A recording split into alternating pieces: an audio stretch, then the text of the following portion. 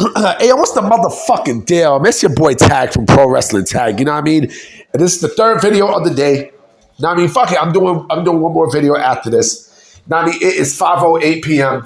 You know what I'm saying? I'm chilling. You know what I mean? March 26, 2025. You know what I mean? 52625. 52625. You know what I'm saying? Y'all should play that as a number, 52625. You know what I'm saying? Like, damn, I got a fucking scar on my neck. Damn, I hate this shit. I'll clear this shit up. Don't even worry about that, nigga. You know what I mean? But this is the third video of the day. You know what I'm saying? And this is the second discussion video that I'm gonna do for the day. Cause remember, yesterday was Memorial. Well, not really, today is Memorial Day. I hope you're having a good time, for Memorial Day. You know what I mean? I hope y'all eating all the burgers and hot dogs and ribs and chicken and fucking, cookies and chips and fucking watermelon and all. I love watermelon. You know what I mean? So if y'all think this racist, fuck you, and fuck you 3 times. So this is the third video, but the second discussion of the day. And I want to talk about one of the greatest groups in possibly the history of this business. Hold on, let me sip some water. And that is the Shield. The Shield. Know what I mean? So, the Shield. The Shield is hands down, one of the greatest trios in all of professional wrestling history. Bar fucking none. They made their debut, I think it was 2012 or 2013. I mean, they made their debut in 2012. You know what I mean? That was, that was about, let me see, 2012, 2, 3, 4, about 13, I think 13 years ago. My math is not good. Hold on real quick. 13 years ago. Fuck you, my math is not great. You know what I mean? I have not, been in school since, ironically enough, 2012. Because that's where I got my GED. You know what I mean? I got my GED and shit. You know what I mean? Shout out to SEO in 75 Lewis Avenue. You know what I mean? That's where I got my GED and stuff. But going back to the story. So the Shield, right, made their debut that, at Survivor Series, and such in the main event, right? And we see remember the original group was supposed to be Seth Rollins, Dean Ambrose, and Cassius Ohno, a.k.a. Chris Hero. But I think Vince made the smart move to go with Roman Reigns instead because, of course, let's keep it a buck. Chris Hero was not, Chris Hero, no disrespect to Chris Hero. I think Chris Hero was a great fucking wrestler. But I think with Chris Hero, he couldn't play the muscle. You know what I mean? There was no muscle in Chris Hero. There was no muscle in Cassius Ohno. No muscle. You know what I'm saying? And, they went with someone who when you think about it in retrospect, it made perfect sense in Roman Reigns, right? AKA Lakey. And so you've seen, they've all 3 of them already have momentum. Well, actually, mostly Dean Ambrose and Seth Rollins have momentum. What they did with Roman Reigns was, they took him along their wing to help him up, to boost him up. You know what I mean? And they basically brought him under their wing. Right? They brought him under their wing. Oh shit. So apparently, Liverpool FC victory parade, there was a car crash, a car smash. That's fucked up. I'm not a fan of soccer. But anyway, they brought him under their wing, to help him out, to help give him some buzz and such. And it worked. And all 3 of them, because WWE had their eyes on making Roman Reigns a star. They had all 3 of them were fucking stars. All 3 of them. You know what I mean? And the breakup, look what happened to all 3 of them. Look at the success of all 3. You know what I mean? Like, all 3 were world champions. All 3 were WWE champions and such. right? And so it was the best thing to happen. The breakup was the best thing to happen, to all three. You know what I mean? Because basically what they did was they did what Evolution couldn't do. And Evolution's job was not to get all four over. No.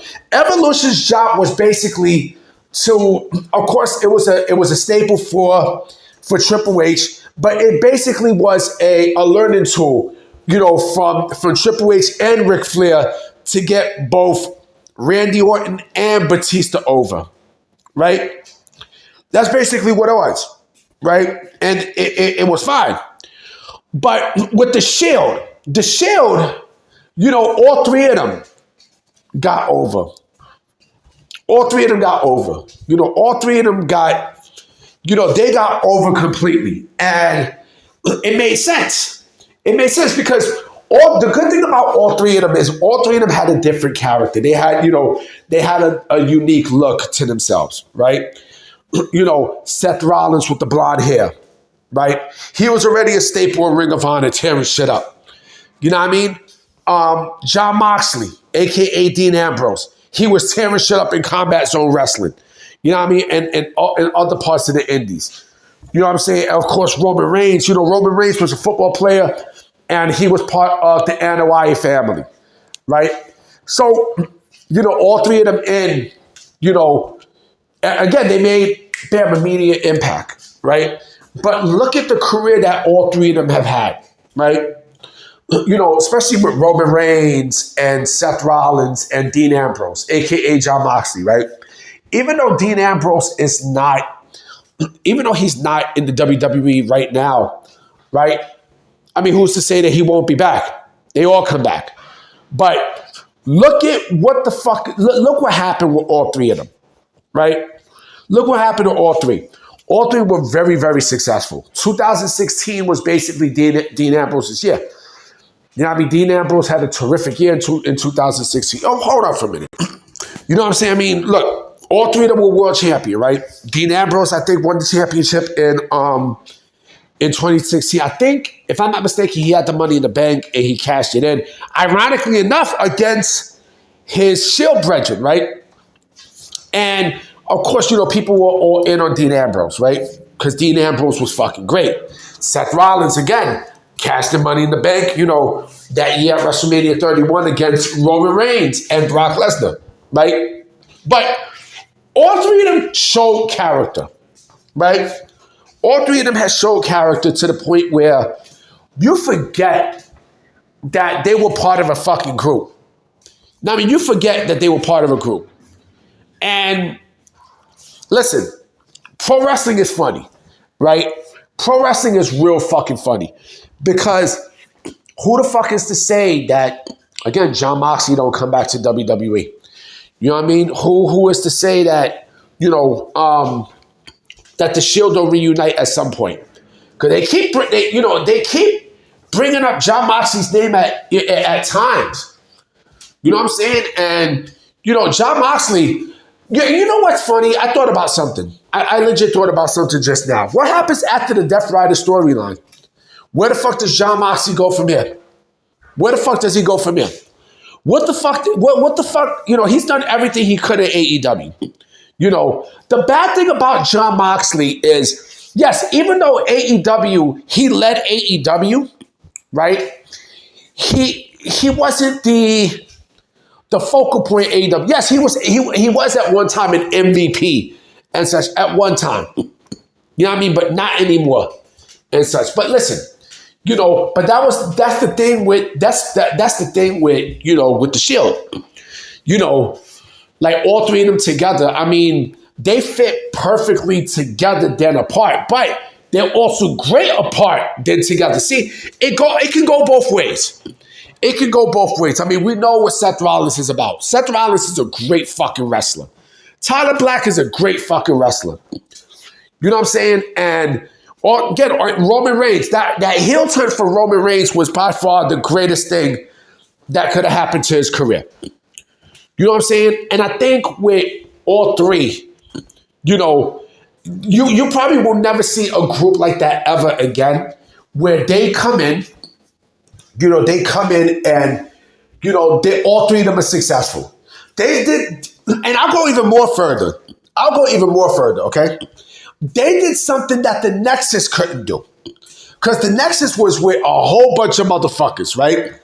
That WWE had lined up for their Tough Enough, from Tough Enough, and, and they basically put all them together and such, Wade Barrett.